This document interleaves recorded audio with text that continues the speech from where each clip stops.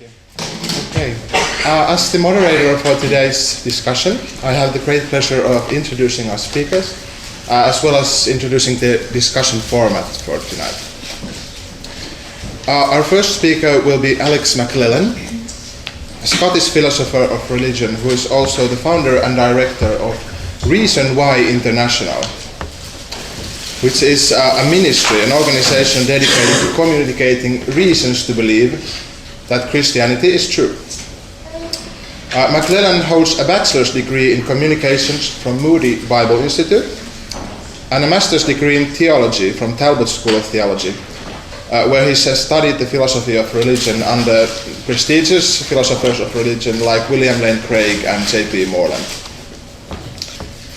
Beyond his education, his motivation to study religious truth and communicate it to others also springs from his own personal experiences of the power of the message of Jesus.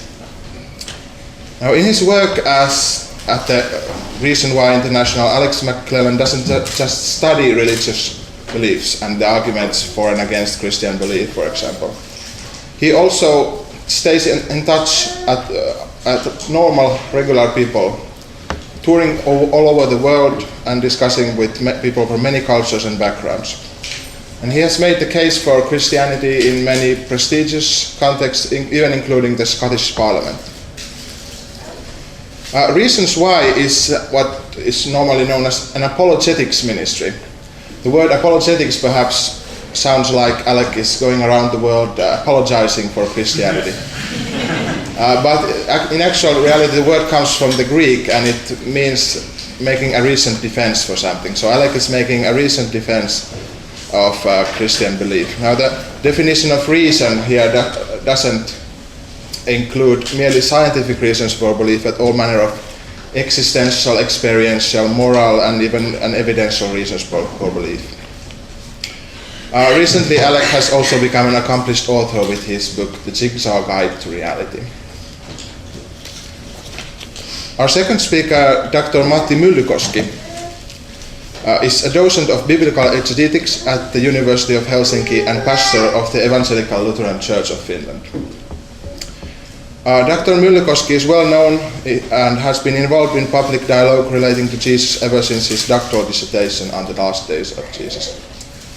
Dr. Myllykoski has not succumbed to the temptation of being overly politically correct every time. For example, he argued in his book that Jesus was likely buried in a mass grave rather than the grave of Joseph Arimatheus, as the Gospels claim. However, like Mr. McLellan, he too argues that he is simply seeking after the truth wherever this search will lead him.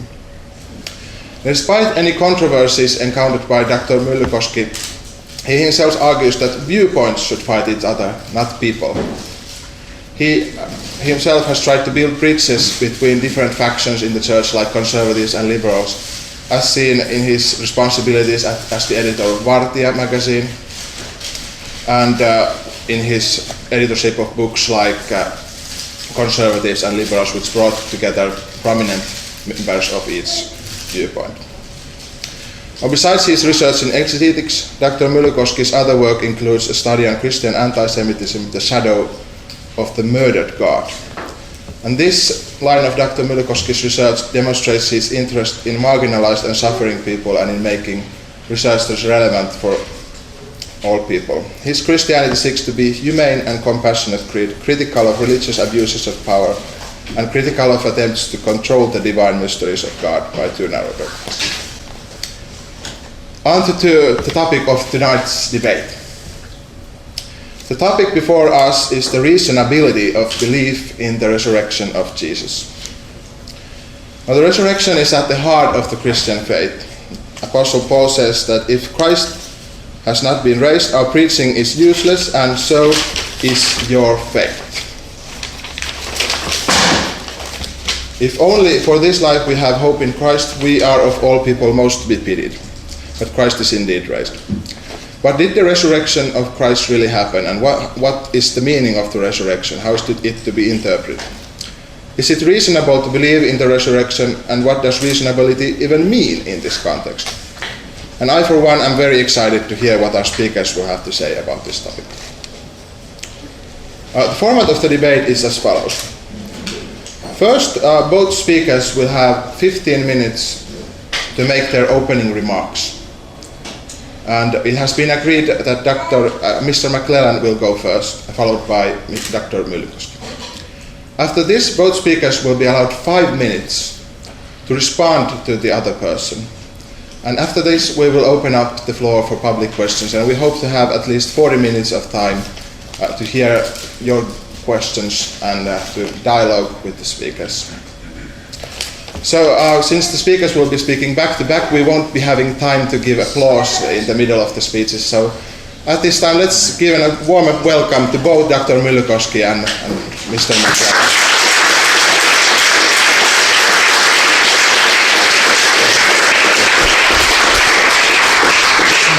Please.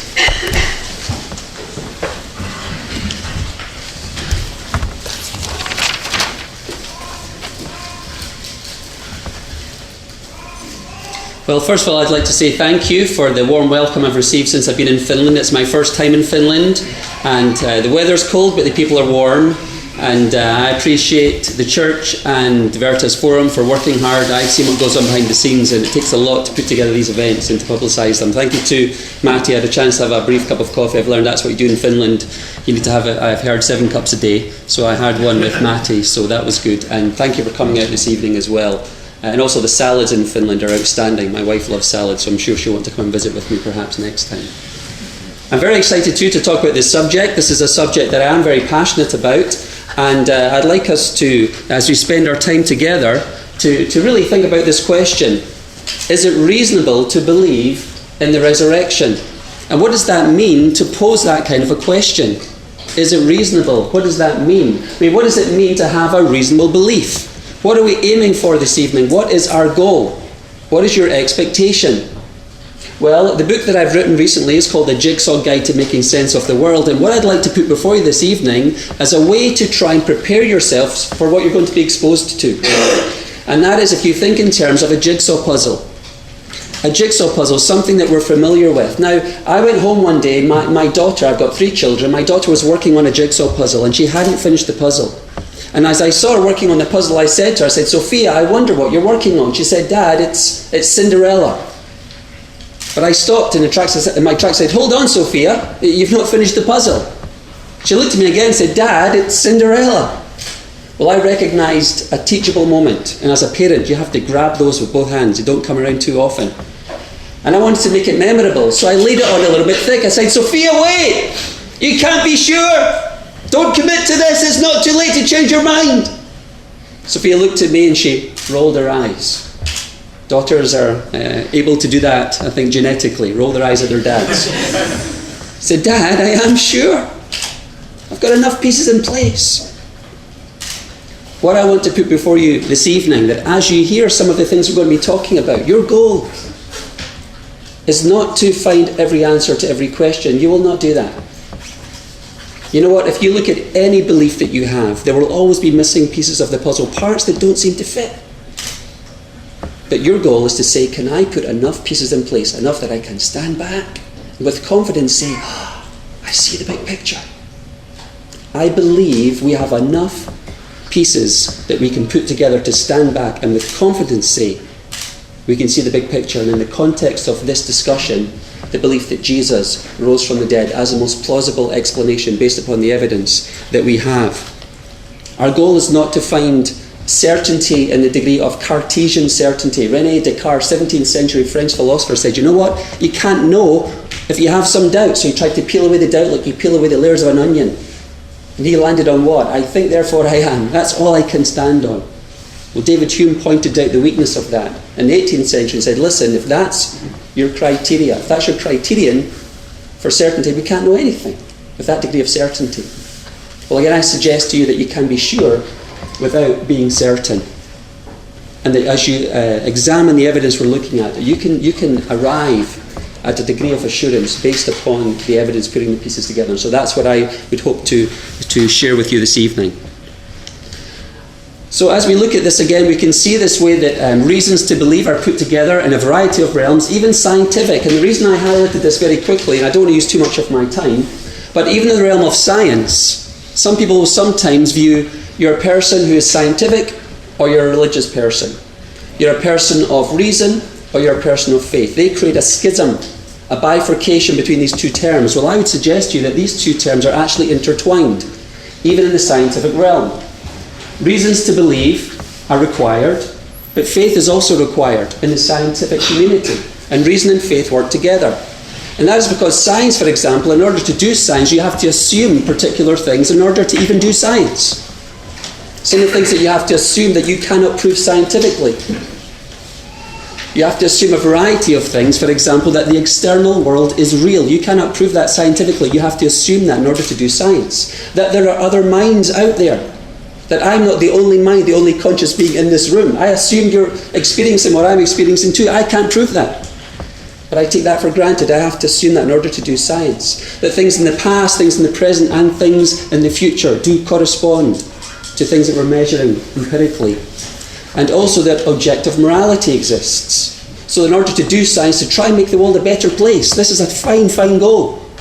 Not just to make it different, but there is morality. Some things are better than others. There's a way the world ought to be, and we're striving. Using science is a wonderful way to try and improve conditions for humans on this planet. So reason and faith work together in a scientific context, just as they do in a Christian context or a religious context. Faith is required, but you also need reasons to believe. No one's faith is absolutely empty. Faith needs an object for its faith. An empty faith is like an open mouth that needs to shut down on something solid. Faith and reason work together. Reasons to believe. The ministry, the work I'm involved in with Reason International is to share reasons to believe. Knowing that those reasons are not enough to encourage someone necessarily to draw the conclusion, but they're helpful in the process of trying to gain understanding to establish what is true.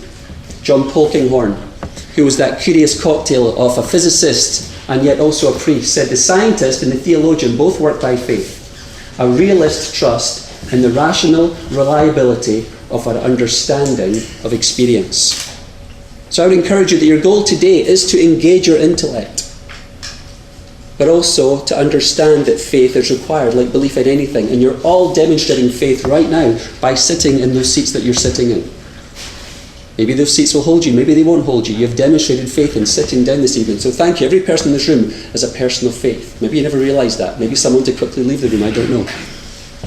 Let's have a look at some of the things we'd like to look at together. And what I'd like to just touch on very briefly there is G.K. Chesterton, a great writer, a bit of a hero of mine. He said, if I'm asked a purely intellectual question why I believe in Christianity, I can only answer, I believe in it quite rationally upon the evidence, but the evidence in my case is in an enormous accumulation of small but unanimous facts. Chesterton said, you know what? You start to look at things that relate to Christianity, and the resurrection is pivotal when it comes to Christianity. He said, it's like all these little arrows are pointing in the same direction, and it makes sense to pay attention to where they're pointing. I suggest to you, when we look at the resurrection, it seems like the arrows are pointing in a particular direction. Like we're putting these pieces together enough that you can stand back and say, you know what, this is reasonable. It's reasonable to conclude the resurrection took place. So is it reasonable to believe in the resurrection? As mentioned to Matti, what I'm going to focus on is four simple things. Four simple things. Four simple historical facts that are generally accepted among New Testament scholars. Now, just because the majority believes something doesn't mean the majority is right. The majority is not always right. But just to share with you that these four historical facts are generally accepted. And so what I would suggest to you is what is the best and most plausible explanation for these four facts that we'll look at very briefly. How can we put these facts together and establish what the big picture is based upon what they are? So we'll look at these very quickly. Gary Habermas is a scholar who has studied the resurrection for more than 30 years, and he establishes something very important when he says the resurrection was undoubtedly the central proclamation of the early church from the very beginning. That's what changed their lives. That's what started the church. Resurrection is key to Christianity. Four key facts. First one, Jesus was buried. And the reason to these four facts are so important is that you don't need to take a necessarily very high view of Scripture in order to accept these. These are generally accepted by people who have got varying degrees of their position on the view of Scripture.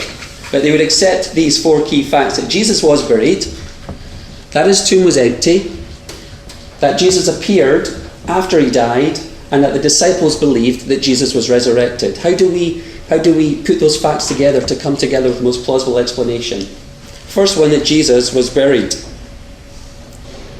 So I'm trying to see my 5 minutes. 5 minutes. 6 minutes. Thank you. Jesus was buried. We can look to the Gospels and see that all the Gospels attest to the claim that Jesus was buried. And so even we also see this in 1 Corinthians 15. Jesus was buried. The second fact we need to deal with is that Jesus' tomb was empty. Jesus' tomb was empty. Now, in 1 Corinthians 15, it does not say Jesus' tomb was empty, but Jesus was buried and he was resurrected. And so we can draw the conclusion that the tomb was empty. What's an interesting thing when it comes to the empty tomb is that if the tomb was not empty, if it was not empty, and those who opposed the idea of the resurrection, his enemies, for example, who did not want some movement to kick off that Jesus was resurrected, the easiest thing to do would have been to point to the tomb where Jesus' body lay. And yet that was not the response, that was not the reaction, that was not the claim of his enemies. It was not that the tomb, Jesus is still there. It was that the disciples stole the body. So the claim that Jesus, the body was stolen, again, is further evidence that the tomb was empty. So Jesus was buried, the tomb was empty. Then we have Jesus' post-mortem appearances. And Jesus appeared after he had died. And he appeared not just once or twice to one or two people. He appeared to many people at many times in many different places. And this also is a way to overcome any ideas that perhaps one or two had some kind of personal encounter, perhaps some kind of hallucination. This was a prolonged period of time where Jesus appeared to many people at different times in different places. So we have to try and come up with an explanation about these post-mortem appearances. And we see that these post-mortem appearances had a radical impact on people who saw Jesus before and people who saw Jesus after. One of the primary ones would be James, the half-brother of Jesus. Jesus and Jesus' family struggled to believe in who he was. And yet we see that as the account unfolds, James becomes not only a believer but a leader. And he's listed in 1 Corinthians 15 as one who witnessed Jesus resurrected, which certainly would be something that would help convince him that Jesus was who he claimed to be. Jesus' post-mortem appearances. And then we need to think about the disciples' belief. Clearly was that Jesus was resurrected. As Habermas said from the very beginning. In the book of Acts, for example, we have Peter's message on the day of Pentecost, right hot on the heels of these resurrection appearances. Brothers, I can tell you confidently that the patriarch David died and was buried, and his tomb is here to this day. But he was a prophet and knew that God had promised him on oath that he would place one of his descendants on his throne. See what was ahead. He spoke of the resurrection of the Christ, that he was not abandoned to the grave, nor did his body see decay.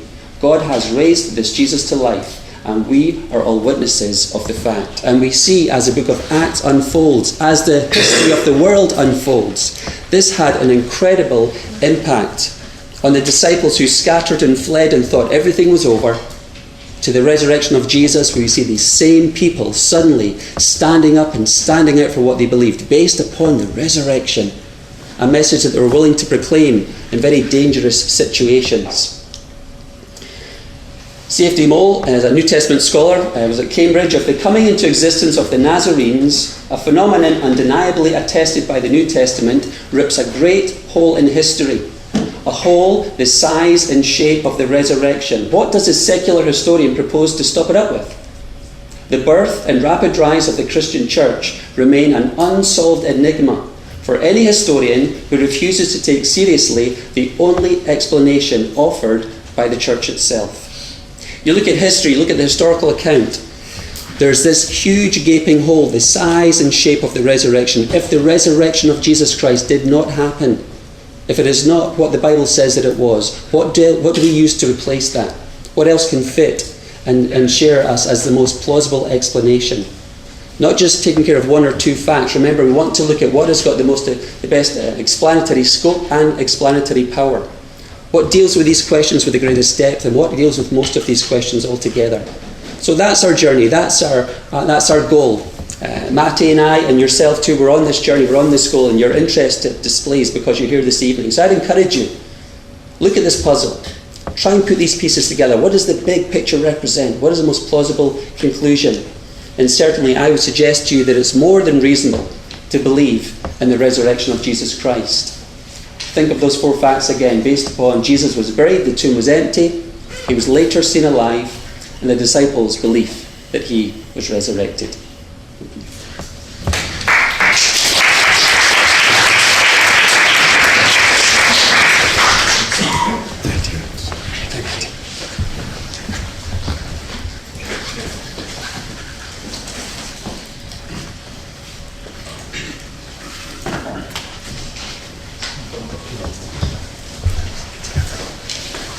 Well, just like Alex, thank you for your presentation. I am not able to use the new PowerPoint system so that I can put each item dropping once at a time and you see the whole. So maybe it's better. Now you get the glimpse of my bare and naked ideas. And what Alex presented to you is a sort of conventional, basic scholarly picture of the reasoning you can do with the New Testament text, with the New Testament Gospel and Pauline text on Jesus' resurrection. It's a very good starting point. There are some very good arguments. I disagree at some points, or I can say I could take a different track, but I certainly agree on many points what he said. And maybe you can find out, as you see my presentation, where those discrepancies are and where I go the same way as he does. So, but I would just go behind the question first, because this question was posed to me and I feel very often uneasy about questions. I want to ask back. So is the resurrection of Jesus reasonable? I do not quite know what the word reasonable means in this context. And I think there are 2 possible things it may mean. First, is possible to be proved scientifically? And then my answer is no. And I think that's also indicated in your answer, because basically the points that you made imply some sort of impression that I think makes it. It's not a scientific proof, but it's a personal, deep personal proof that happens in history and has a great impact on somebody. And so you can understand that if the disciples experienced things like that, certainly they believed. And that is part of the other side of your argument, not just reason and intelligence of man. But if reasonable means understandable for modern human beings, I would say yes. But a yes in 2 different ways. There is a trivial yes into that. So there are modern believers who after 2,000 years believe in the resurrection of Jesus, and millions and billions of them. And they can say, Jesus lives in my heart. That's reasonable enough. You don't need anything more. It's good. All right, that's very trivial actually if we start a sort of apologetical discussion. But there is a complex yes too. A miracle is always culturally conditioned, and so there is always rationality involved. There are feelings involved. There's your will involved. There are all kinds of social factors involved. But what this precisely means in the case of Jesus' resurrection is a very specific question. There are different sorts of rational arguments in the New Testament text. And I think each of them needs a specific treatment. But let me go behind the question again. I have 2 things that I like to ask about it or make you think about it. So I think there is something secondary about the question of reasonability. So all kinds of believers in different religions want to defend the reasonability of their beliefs because they need certainty to carry on with their faith. And Alex made a good example of that. What they believe has to be true. And like Rope, you quoted Paul, I refer to Paul also here. So Paul says, if there were some in Corinth who didn't believe in the resurrection, the general resurrection. So they basically, if they listen to Paul, they must believe that Jesus is risen. But Paul tells them, all right, you don't believe in the general resurrection. But if you don't believe it, you cannot believe that Jesus has been raised from the dead. So you're losing the essential part of our faith if you don't believe in general resurrection. That's what the point he was wanted to make.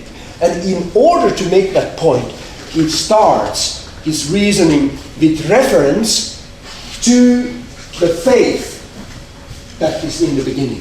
Faith in order to acquire salvation. So faith is never adopted because of intellectual certainty, but because it means something personal to the one who embraces it. So those who listened to Paul's preaching in Corinth did not want intellectual certainty. They wanted to be saved. And that's why he embraced the faith. And this is what Paul mentions right in the beginning. And then Paul puts the evidence for the resurrection faith. And he points at the witnesses, all the apostles, all men. He doesn't mention the women, by the way. Here's our bone of contention, and my bone of contention with many other scholars as well. So it's a sort of minor thing, I think, here in this context. But my point here is that certainty calls for evidence, and a non-believer who focuses on evidence alone is not likely to become a believer. Every evangelist knows that. So such a person often becomes a believer without any evidence at all. His wife has died, or she has a breast cancer, or there is a terrible crisis in life, or kids are leaving home, or whatever, or there is a terrible childhood behind you, or you have a drinking problem, or then you feel just uneasy about life. But there is something that fits in, the belief, the faith that is offered to you, the loving kindness of God, His mercy, and the communion of believers. That's the one, that's the thing that you need. If you are a non-believer, you want to embrace faith. And if you imagine a child that is raised in a Christian home, it's the love of the parents, their way to educate you, that leads you to keep the faith and not to reject it. Imagine a son, a daughter of a pastor who leaves home when he's 20 and sick and tired of Christian faith and wants to go somewhere else. Imagine that Nietzsche's father was a pastor. And so was Ingmar Bergman's, by the way. And he actually never could quite get rid of the religion if you watch his films. It was there right to the end. So, but it's a very strong heritage, but you can struggle away from it. But what I'm trying to say, intellectual side of the faith is never there in the beginning. It comes afterwards. Only somebody who already has, for a variety of reasons, embraced faith, learns to focus on the question of intellectual certainty. In itself, faith is not about evidence, because it's a matter of meaning and significance. And then the second point. Faith is a mixed bag of different things that somehow must be the truth. This is an insider's view to faith. One can embrace religion by nurture, cultural adaptation, or conversion, or mixture of these. I just referred to these factors earlier. And there is a community as well. So Christians do not believe in the resurrection of Jesus as an independent, reasonable miracle. It's not an independent thing. They rather believe in a set of ideas and events reflected in the Bible and believed in the community. So faith is a baggage that you receive. In the worst case, you start to hate homosexuals because you want to be saved. It has nothing to do with your salvation, but you start hating homosexuals, and all scientists who say that world is billions and billions of years old, and so on. But that's a sort of whole package. That's the worst case scenario. But the good scenario, I think, and from my point of view, is sort of it that you want to think about your life as a human being as a whole. Faith opens up many doors for you. So everything said in the Bible necessarily has called for and still calls for different kinds of interpretations and applications. And so does the resurrection of Jesus. So if you preach resurrection of Jesus, its veracity to somebody in the street, a non-believer, imagine him or her asking the so what question. So then you think you have to, go back and say, well, it's a package. It's not just about the resurrection of Jesus. It's about everything. So one of the problems is the need for intellectual certainty about the absolute truth of one's own religion very often turns the question of faith into a question about authority and power at the cost of the question of meaning. And this is one of the reasons why I do not find the question of reasonability of Jesus' resurrection particularly attractive. Well, to answer the second question and put it quite quickly, I think that the scientific worldview has done away with the worldview of the Bible and antiquity. So, Bible, in order to be communicated to people of its time, shares the worldview, the cosmology of the time. That's a sort of simple starting point. It couldn't be otherwise. You know, God was no Einstein that was preaching modern worldview to the people of antiquity. So if God was there, he was under terms and conditions of those times. And scientific study has made away with harmony and inerrancy of the Gospels.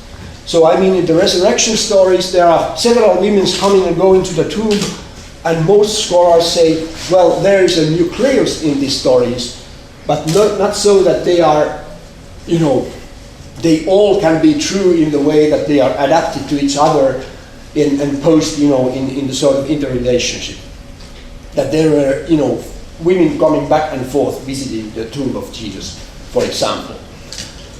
And third point, the idea of absolute evidence for a historically conditioned truth is something that the philosophical discussion has dispensed with. But I think that the scientific worldview has not done away with the historicity of Jesus' last days and his death. So the testimony of Gospels is very good in its basic skeleton at putting Jesus' death into time and place. It is not a fairy tale. There is a very concrete political and social reality behind it. So Jesus was a real historical person who really came to Jerusalem, proclaimed the kingdom of God, his prophetic message. He was captured, he was delivered to Pilate, and he died on the cross. These are facts beyond reasonable doubt. And after Jesus' death, immediately his disciples experienced something great that meant for them that Jesus lives, he is risen from the dead. And there is also the scientific worldview has not done away with the significance of Jesus' resurrection for faith, which was actually fourth point of Alex's presentation. So actually the last 2 points of Alex's presentations are figured here in the latter part of my argument. Thank you.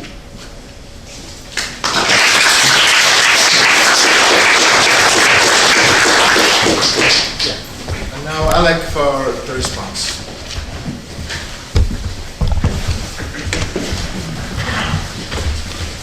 Thank you, Matti. Just making some comments in terms of some of the things that Matti was raising as well. You'll see from what I said at the beginning that our views are a little different in terms of setting up this discussion too.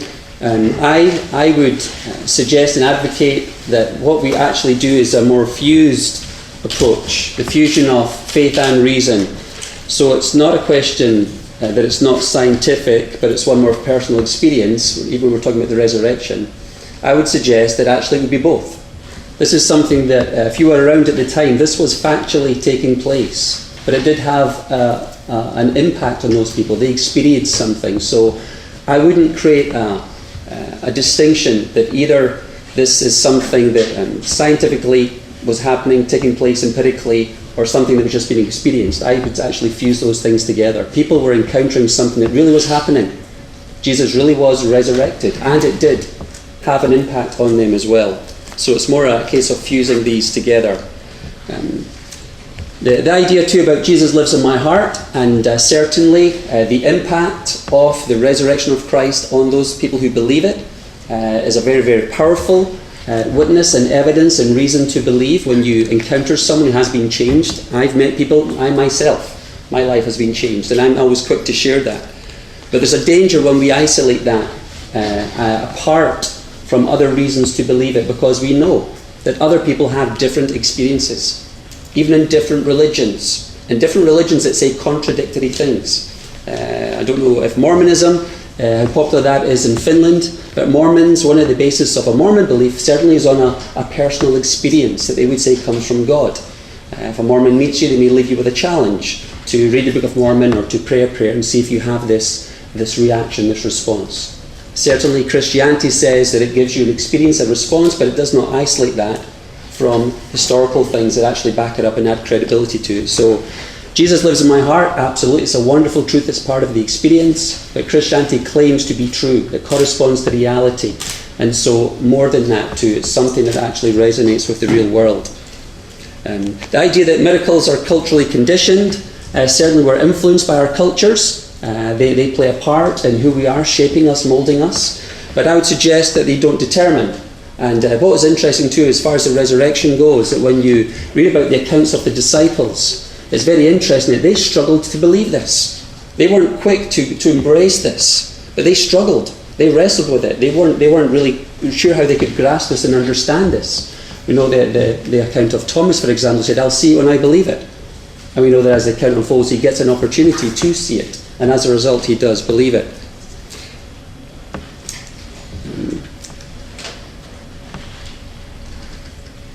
Faith, as far as its adoption, not the result of intellectual certainty. Again, I would say what I said before, that when it comes to faith, I don't see how there can ever be empty, vacuous faith. Faith needs an object in something. And even Matti was talking about different reasons to believe. In terms of your family, in terms of things you've encountered, those are reasons. Now, we can have different kinds of reasons to believe, but nonetheless they are reasons. And people may encounter the same kind of reasons and come to different conclusions, but nonetheless there are reasons for the faith that we have. And what you have to decide, are these legitimate reasons? Are these persuasive reasons? But again, I would suggest that you cannot have faith in anything completely independent of reason. There's got to be some kind of reason for your faith. The idea that intellectual things come later. First you have the faith, then you have the intellectual reasons. Certainly later, it's an ongoing enterprise. I'm learning things all the time. I'm learning things that challenge my faith. I'm learning things that reinforce my faith. But again, the coming to faith is not independent of reason. We are exposed to reasons. Those reasons could be a variety of things. It could be something we experience. It could be someone that we meet. It could be a set of circumstances. It could be something that we read. There's a variety of things that would influence us to consider the truth of Christianity. And at whatever point we come to faith, that process doesn't stop. We continue to still encounter more reasons, but also our faith continues to be there too. So it's the fusion of faith and reason working together. Last one. Okay, very quickly, because I agreed on some of these other things that Matti was saying later too.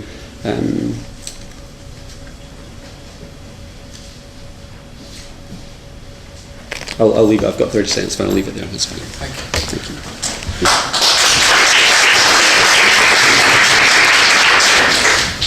Yes, thank you, Alex.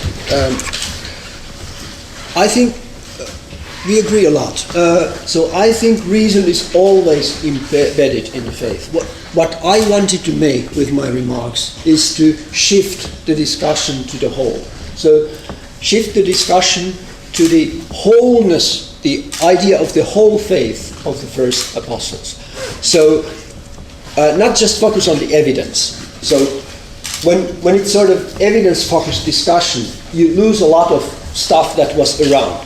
So I think, for example, that the resurrection of Jesus began as the apostles first met Jesus.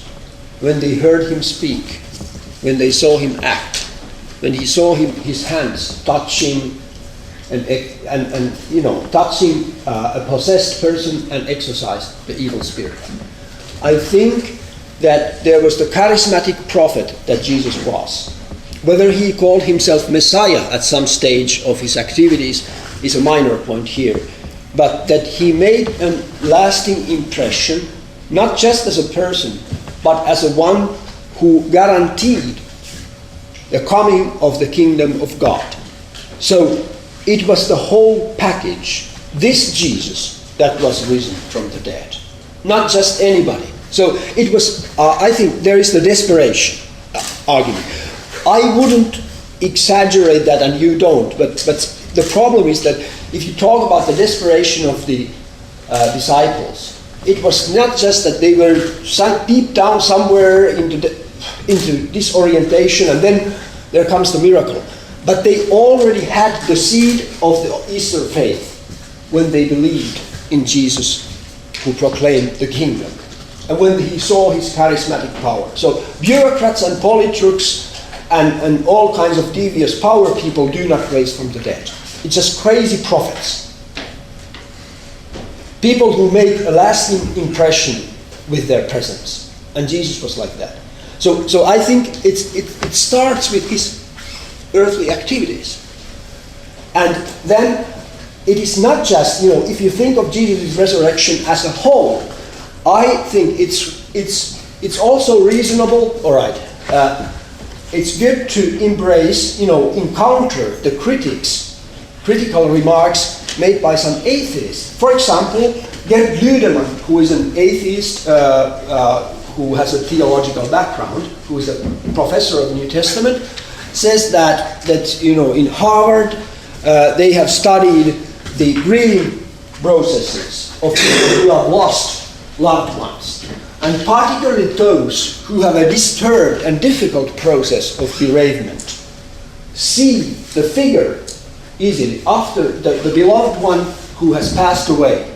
They are tending to see the figure of that person around them.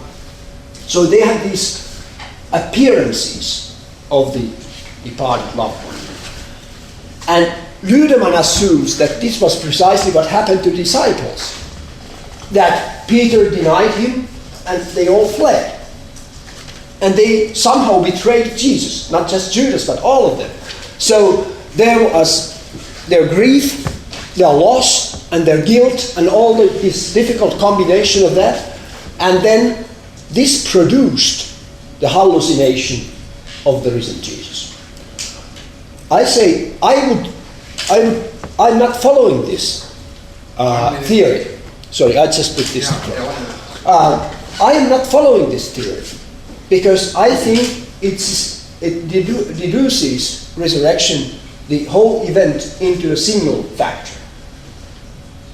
I'm not, opposing rational explanation because they are wrong, but because they make it all too simple.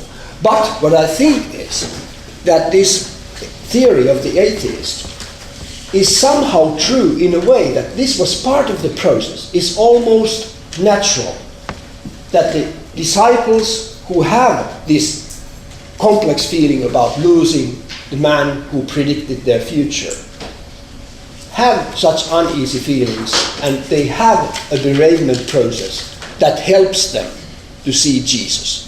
So they are prone, or they are prepared to see Jesus in a vision.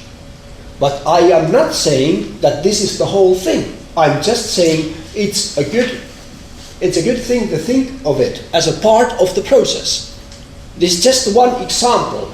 And then if you get to the resurrection appearances as told in the Gospels, there are just reasonabilities, there are reasonings that go beyond that, and that's a different thing. But yeah, as you focused on the visions, I think this is one place where we can take the atheists into discussion.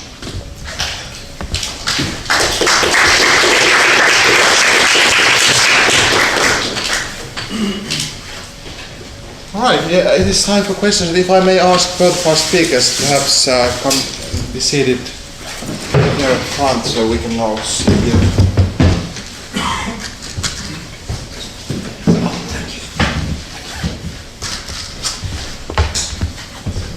Please be seated.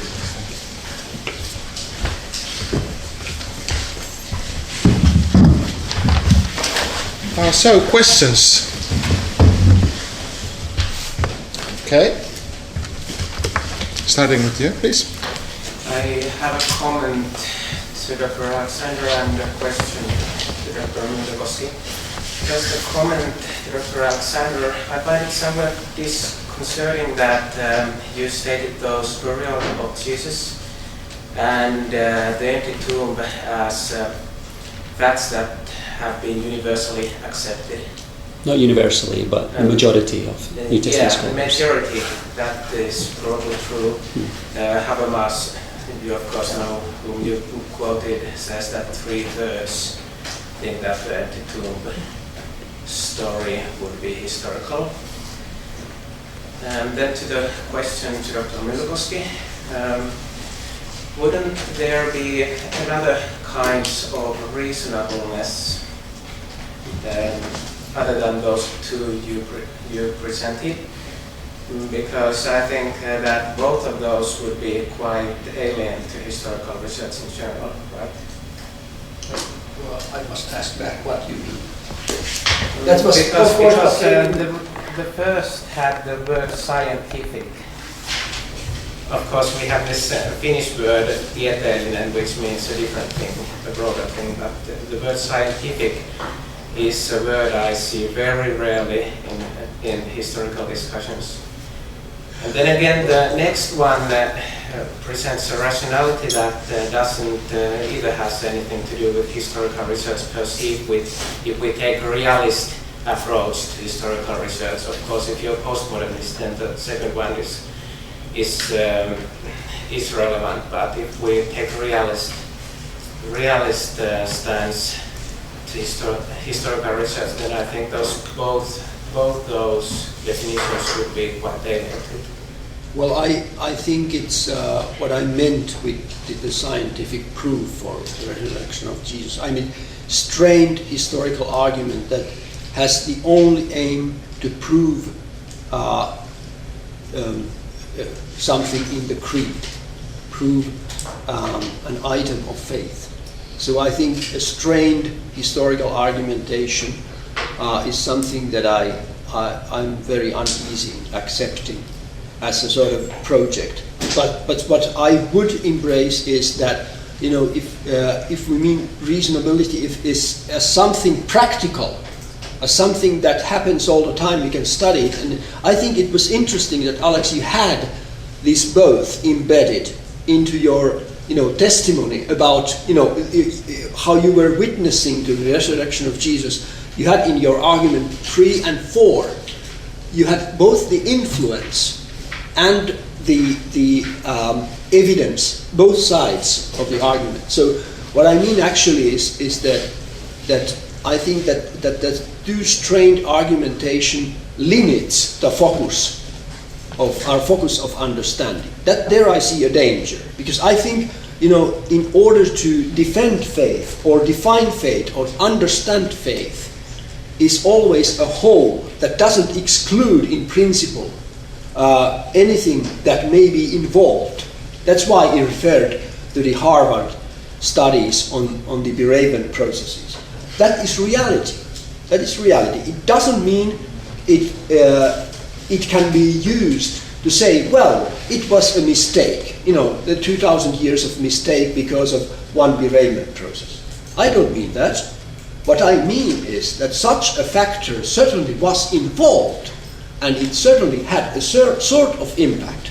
But I am not saying it determined the process of understanding that Jesus was risen. And there I think, like Alex, that I don't think that things are determined, but I think that there are relationships between things. And you must see the whole picture. And I think it's helpful to think of the whole picture. Alec, would you like to comment on that? Maybe science, if you were to go as far as a philosophy of science, which could limit faith, perhaps, for example, scientism, which has a larger encompassing worldview, I think that would have a negative effect on faith, because it's ruling out particular things even before you begin any sense of investigation. So if someone holds to scientism, for example, they would say, actually, and this is one of the issues that you have to deal with when it comes to the resurrection, which is in the area of presuppositions. Many people will reject the resurrection a priori, that is, before they even look at the evidence, because their presupposition says that it's impossible. And it's not worth trying to consider whether or not it's reasonable. They make their mind up ahead of time. And so if science becomes scientism, I think it's a problem. Therefore, because there's worldview issues there's a philosophy behind that drives that. But science in its pure form, making an inference to the best explanation, actually resonates well with the approach that I was encouraging you to take, with putting those pieces together to come out with the explanation that's most plausible. So that's helpful too, I think. All right, we had two gentlemen in the back, and because you're kind of far away, I'm going to repeat your questions after that. And also, saa kysyä myös suomeksi, ja minä voin kääntää. Eli siellä takana, otetaan ensin viiksikäs herrasmies ja sitten sieltä takaa. Joo, sinun. Joo, in English. Voit sanoa suomeksi, mä voin kääntää. Junan pukea asioista. Ihan sama. I'm a little bit even more skeptical about the hallucination theory, because Gerd Ludemann only referred to, he had an analogy of individual hallucination. But according to the gospel accounts, they are collective, so they would have to be collective hallucination. And in psychology, there is no found anywhere, there is no article or anything found about collective hallucination. Okay, so the question concerned Gerd Ludemann's theory of how to explain the resurrection appearances as hallucinations, and the critique was that it is very difficult to explain collective hallucinations, like appearances shared by many people, experienced by many people at the same time as hallucinations. So there are collective hallucinations in many religions, that a group of people starts to experience things in the same way, and there is a chain reaction, and there is a reaction that is strengthened by individual experiences. And it is just an adaptation to the case of Jesus. And it means that there is a group where experiences like this are chained. So, and there is a difference, if you apply the hallucination theory, is that the intimate bereavement scenes have their own, going. They have their own ways to work, how your emotions go and so on, and rationalizing them. But then in collective hallucinations, the logic is different. But what I'm saying is that it cannot be explored to the end. You cannot, a theory cannot be put on texts that do not open us the whole human reality behind it. And therefore, I would use it very carefully. But I would say such a phenomenon exists, that if bereavement process is difficult, then these things do happen. And there is no problem of thinking that it happens to the followers of Jesus as well, because it actually did. But what I'm saying is that is no total explanation of the thing. That is just raising the question of the things that normally happen in life. You see them around.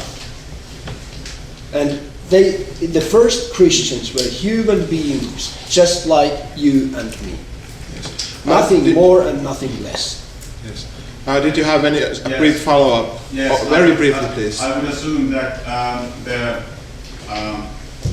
collective hallucinations that you refer to include religious practices that turns them into the hallucinated mode. But I wouldn't see that in the apostles.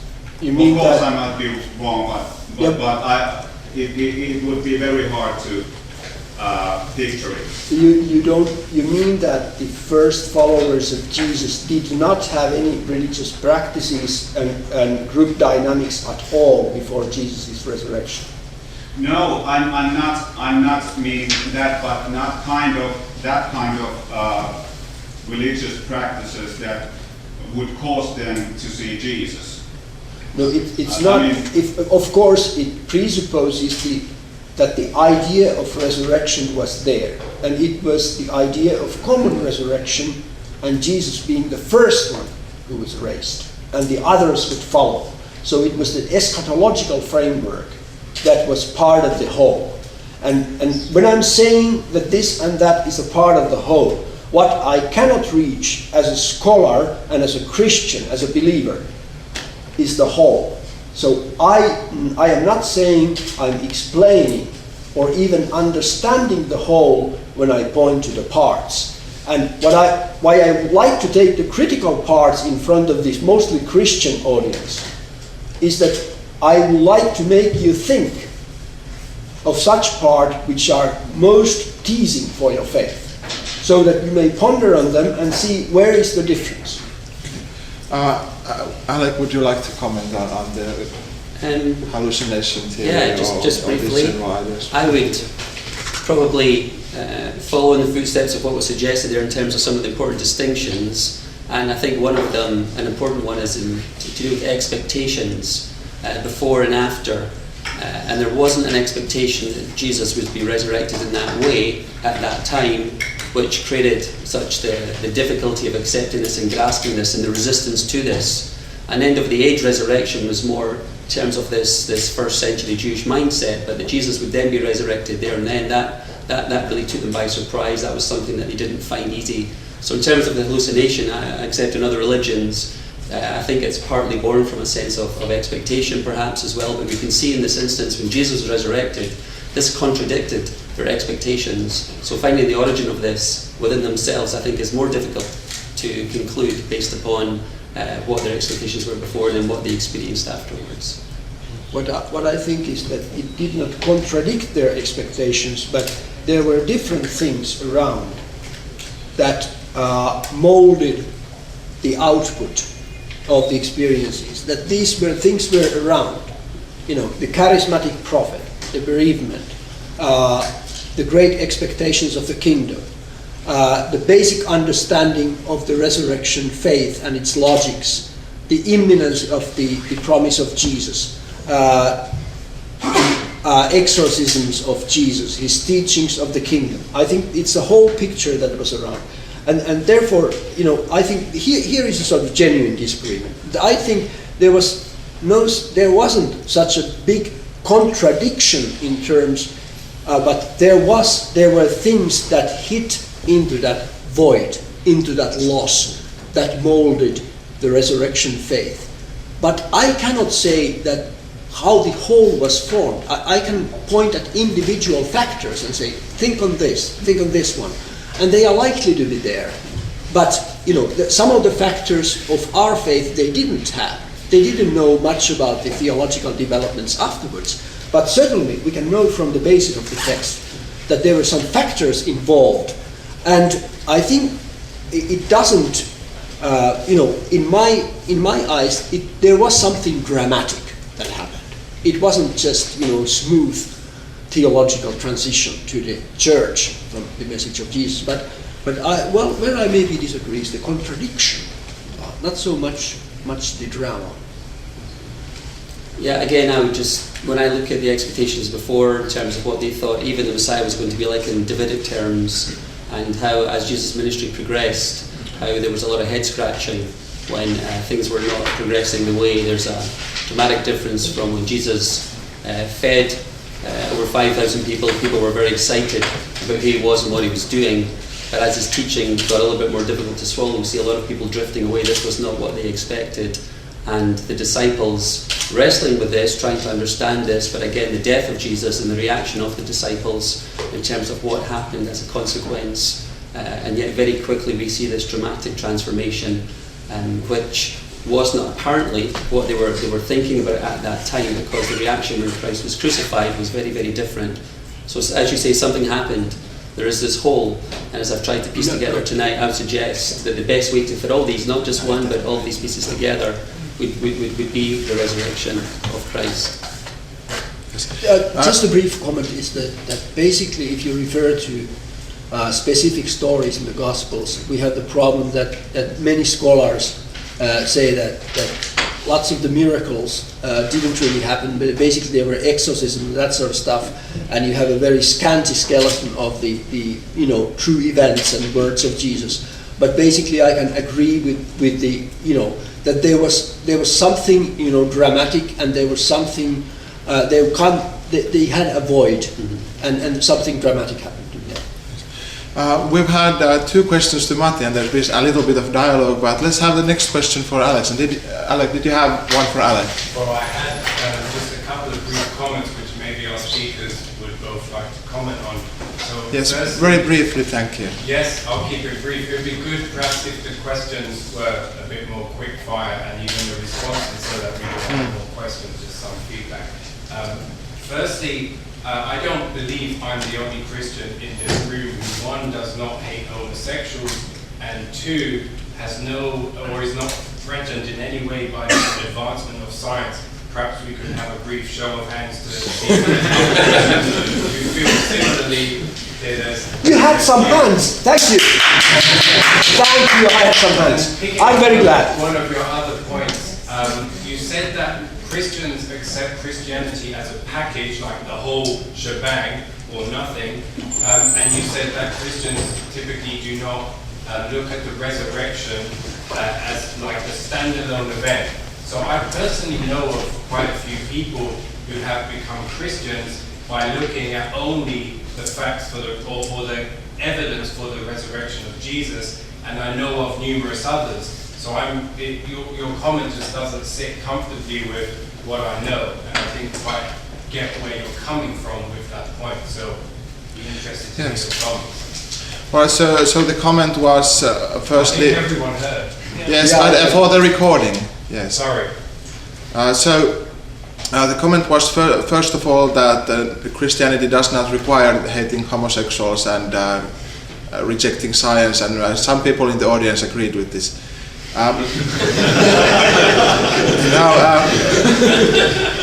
The second point was that there are actually some believers for whom the evidence and facts about the resurrection were quite important in their conversion. And the question was whether this sits well with what you two have been saying about the nature of religious belief. Well, since the last 2 have been for Matti, I'll let Alec go first this time, and then Matti. Yeah, just very briefly. I think even if you look at the resurrection and you say you take it in isolation, I think my understanding, if you look at anything in isolation, it's not really in isolation. If you say the resurrection to someone today, for example, they probably have no idea what you're talking about. So I think as you talk to them and describe more, then you begin to set context, you begin to share a little bit more of what it is and what it means. So I think the resurrection would certainly be influential to people because as a historical event would get people's attention. But as far as actually getting to the point where you would be impacted by this in your life, I don't think Christians say that this is something that then is left alone. It's part of a number of things that go on. It's part of people who believe it. Has it made a difference in their life? So I would say, I take your point that it's powerful on its own. And as Matti's saying, as far as the package, I think, well, there is more to it than that too that we start to talk about. So I don't know if I don't think it was a dispute that you were making, was it? Was it maybe just more of an observation, or I didn't see that there was a dispute or a question there that needed to be responded to. But I would kind of echo what you're saying, but also say, there's more to it than that, but there's no problem with that. There's other things which actually, anytime you look at a historical event, there's other things that would add weight to that actually corroborate that. And that's one of the powerful things about the resurrection. You look at the resurrection, but you don't look at it in isolation to the transformation of those who saw it, who were influenced by it. So you have the ripple effect of the resurrection in the first century for the last 2,000 years, and even today as people continue to be impacted by it, not just with an intellectual conclusion, but a transformation that can take place in their life as well. Yes, I believe part of the comment was intended to dispute perhaps Matti's description of religious belief, because... I said about hating homosexuals, the worst case scenario, so I didn't mean average scenario, the worst case scenario. And better case is something more, developing something more existential about your life and understanding it better, and therefore being more able to communicate your faith and so on. So that's a good scenario. But about the becoming a believer on the basis of evidence alone. So if that is, you mean you refer to people who have been focusing on the evidence in becoming a believer and who heavily focus on that, and can you prove with that? And then somebody really does, and now I'm ready to believe. But then I don't think you mean there isn't anything else in their lives but just the intellectual side, and otherwise everything is just fine. They don't need anything, they don't need salvation, they don't need anything, but then when they get the facts straight, then they adapt the faith. Like reading, what's in a product in a shop, and then you go and apply it because you are sure about the evidence. If that's the faith, all right, so let it. Okay, Emil. I will direct my question first to Alex. A disputed aspect of the resurrection is the bodily or physical nature of it, and if I understand correctly, the original context where the Jewish resurrection faith arose was an idea of a general resurrection of dead people onto this earth, to some sort of paradise or something. And it's easy to imagine that, but it's much more difficult to imagine a resurrected body going to heaven or exiting this time-space reality. Is this something that you can make sense of with your reason, and perhaps, Matti, is this something that you think that the modern worldview has sort of dispensed with? I think when it comes to the resurrection appearances, and this was something the disciples wrestled with when they saw, and what did Thomas, for example, what did he want to do? He didn't just want to see, he wanted to touch, he wanted to add something tangible. And I think the New Testament scholar N.T. Wright makes a good point that when you see someone spiritually who's died, it doesn't make you believe they're alive, it actually encourages you to believe that they're dead when you have a spiritual experience of seeing someone that you think is spiritual. So I think some kind of spiritual apparition, whatever it would be, I think that would not give you the resulting belief necessarily the person was alive. I think it would encourage you to believe that they're dead. And we see the disciples actually wrestled with this. I want to see, I want to touch, I want to know, and Jesus demonstrated that by eating, by being with them, by being available to them. So I'd say that the gospel kind of shows that working itself out in the lives of the disciples, because it was something they were concerned about, to know, is this really Jesus who we're experiencing and interacting with? I think the mainstream scholarship disagrees actually with the historicity of the gospel narratives where the disciples concretely touched Jesus' body, or there is evidence for the physicality of the body, because that's mostly connected to the fight against Docetism. And we don't have this question in the first narrative in Paul. We don't have that in Mark, but we have the parallel pericopes in Luke and John. So the standard point of view of the scholarship is that this doesn't belong to the original problems of the resurrection faith, but the original problem was seeing Jesus. And the problem was, whether they saw Jesus first as a light phenomenon. That's a very rare theory, actually. As a light phenomenon or something, and then they identified the experience with seeing Jesus. Or then they saw the figure of Jesus, which comes dangerously close to the modern theory of bereavement hallucinations.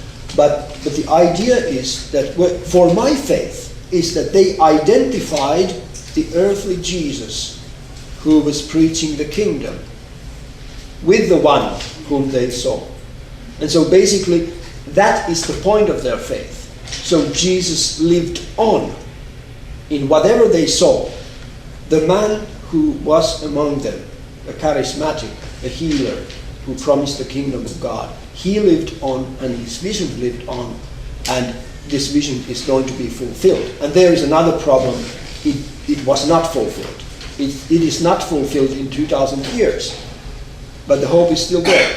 And then of course the cosmology is that, they did not have our worldview, and we must forgive them, and they must forgive us of not having the same worldview. That is not our problem, that is not their problem, but it's just a fact that they did not have any problem with the idea that Jesus might be raised to heavens, and heavens is a concrete place above. That's the way they thought. And I think, if you say that resurrection faith is futile or wrong just because of that, then that also misses the point. Because whatever they saw and whatever they experienced was conditioned by their worldview. And if if you just cast away everything that is conditioned by a worldview or by historical relations in a time and a place, then you must cast away everything. You cannot believe in anything. And that's why I think belief is a process of embracing the whole, and embracing a whole that changes all the time. So resurrection of Jesus adapted to the Ptolemaic worldview, adapted to the Newtonian worldview, adapted to the modern worldview, happens all the time. Thank you. Sorry, too long. Yeah. Gentleman by the door there. Yes, one question to Matti. What do you actually believe? It's not quite confusing. Pardon me? What do you actually believe regarding existence of God, non-existence of God, existence of Jesus as an actual spiritual being, or just a great teacher, or whatever? What's your point on this? My point is that being a Christian is receiving from the past something big, something very mixed bag of beliefs that forms a whole in a community that proclaims. For me personally, Christianity is a very complex phenomenon, and I am still a Christian, and in some respect even more a Christian than I was some 15 years ago or something. What I must confess is something that I think everybody must confess, that the particular form of one believer in time and place is very conditioned by the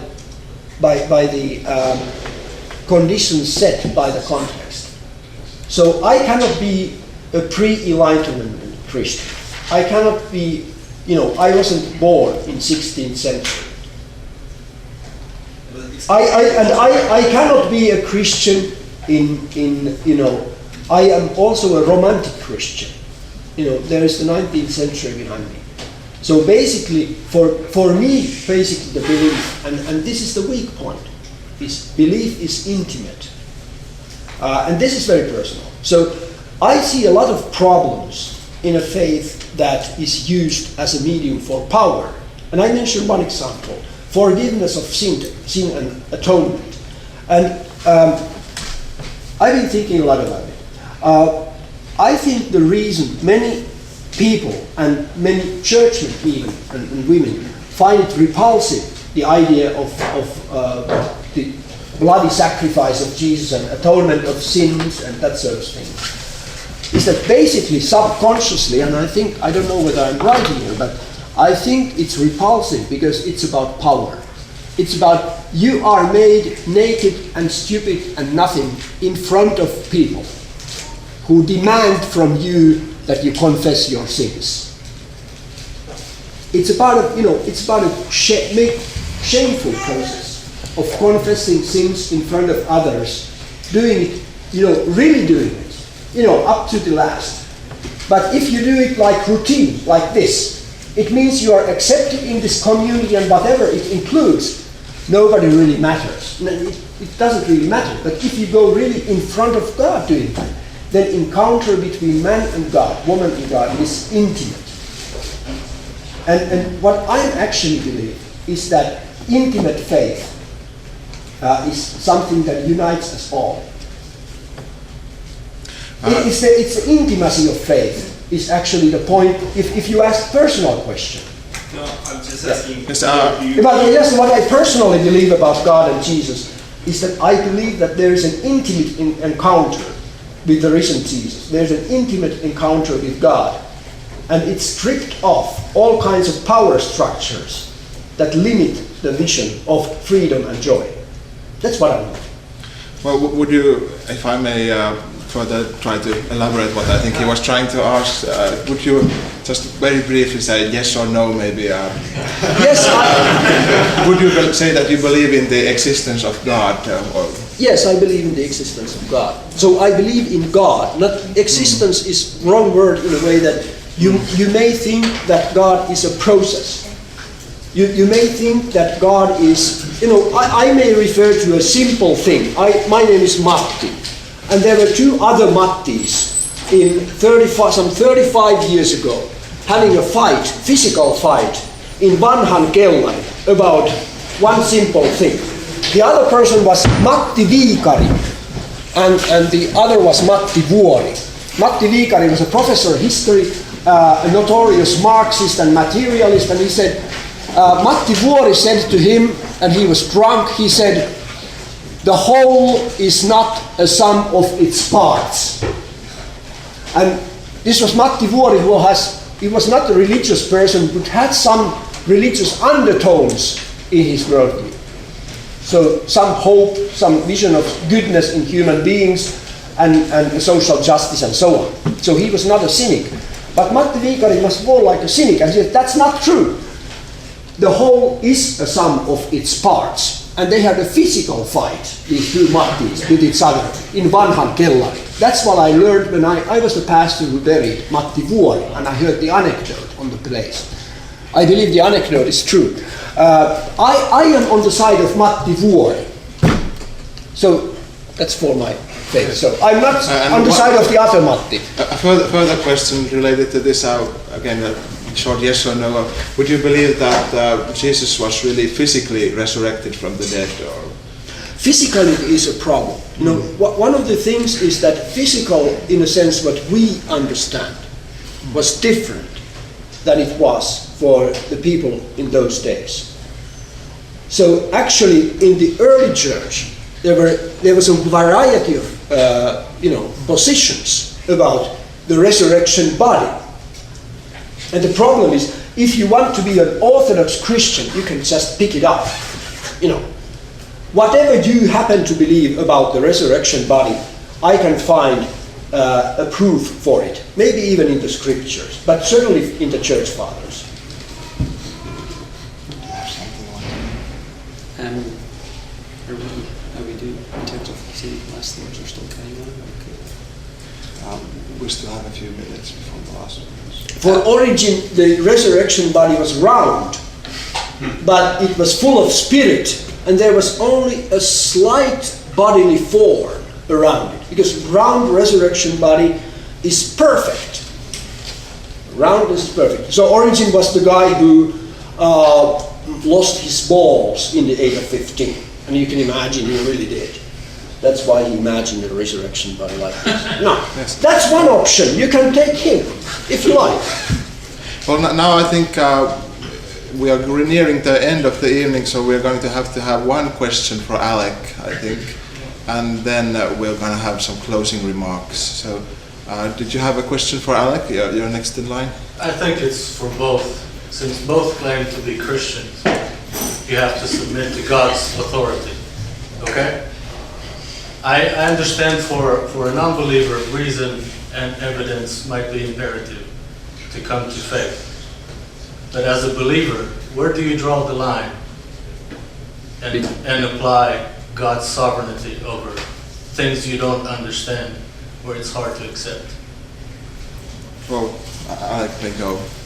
Well, based on, I think when we have these kind of discussions, I think are very helpful. We're thinking about reasons, but biblically and throughout church history and in modern day practice, if someone is going to actually take the step to trust in this and commit their life to this, the Bible is very clear that it's not the result purely naturally as a result of an intellectual decision. When Jesus spoke about who he was and what he had come to do and for people to follow him, some people understood and they still walked away because there's another step that needs to take place. And so the Bible is this wonderful revelation of God that talks about the natural world but also this supernatural realm, and it fuses these together. So if someone gets to the point where they're going to actually do something about this and respond to this, the Bible says this is not merely a natural intellectual decision you'll make, that there's a supernatural dynamic to this.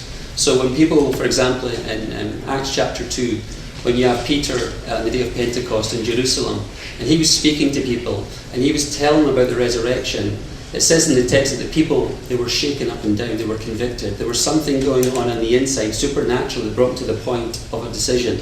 So if you're going to commit to this, Christianity is not just a lifestyle choice, there's a supernatural dynamic to what this is. And so if someone gets to the point where they see reasons to believe this, that certainly encourages them on their journey. And the Apostle Paul, went around the world at that time, giving people reasons to believe that they may believe it too, knowing that reasons are never enough. So I cannot, when I talk, I'd love, because of what I believe Christianity is, I would love people to respond and accept it, but I know that the reasons that I share will never be sufficient. Reasons are necessary. Now, all different kinds of reasons you can have, encounters, experiences, things that you read, things that you see, but those reasons in of themselves will never be enough. And people sometimes say to me too, Alec, you talk about the jigsaw puzzle. How do you know when you've got enough pieces in place to see the big picture? I said, well, it can be different for different people. You can look at the same puzzle and someone can say, you know what, I can see the big picture. Someone else says, I need more pieces. So I just tried to share reasons to believe. There are good reasons to believe. The resurrection took place. We see the transformation in the lives of the disciples as a consequence of it.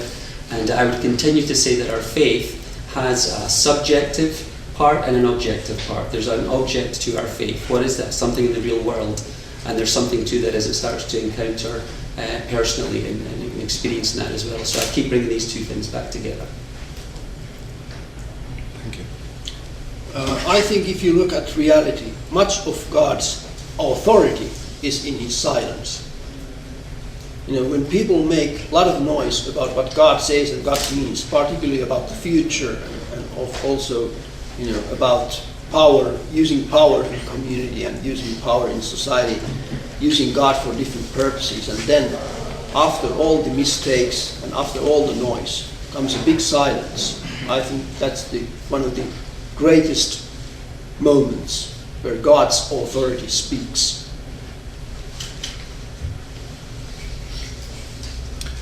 All right, thank you both for wonderful answers and for the wonderful questions. I, for one, would have loved to continue this discussion, but alas, this is how our schedule has been decided. So please, let's give a final warm applause.